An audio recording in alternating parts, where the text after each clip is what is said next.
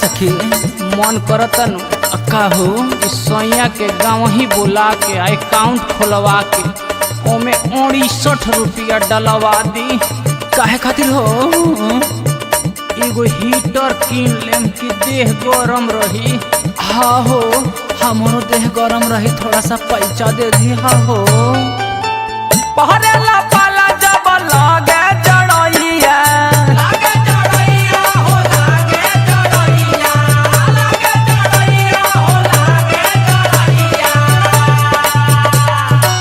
बलमुख दहिया लागेला रजोइया, लागे रजोइया हो लागे रजोइया, लागे रजोइया हो लागे रजोइया।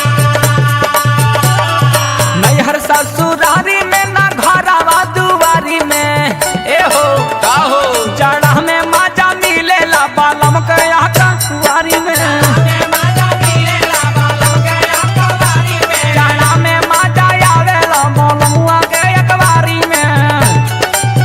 सैया जड़ा में गावना करई तीर जाइले थका मयाई, सैया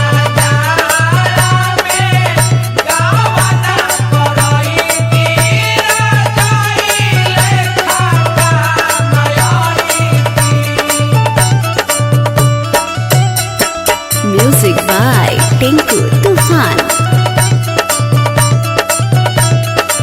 ए सखी का सखी देह के चूर छोड़ता मन करता कि कब सोया के संग डब में चभ चभ न होइत। ओ टिंकू तूफान नहीं बुझे परेशानिया, बुझे परेशानिया हो बुझे परेशानिया, बुझे परेशानिया हो बुझे परेशानिया। ए सखी जाड़ा में जुल्मी भइल हमारो जवानिया, हमारो जवानिया हो हमारो जवानिया, हमारो जवानिया हो हमारो जवानिया। DIB के बारे जामे न कवनो सफारी में, जड़ा में मजा आवेला बलमुआ के अकवारी में, जड़ा में मजा मिलेला बलम के अकवारी में, जड़ा में मजा मिलेला बलमुआ के अकवारी में। हम तो झुक जाने कमर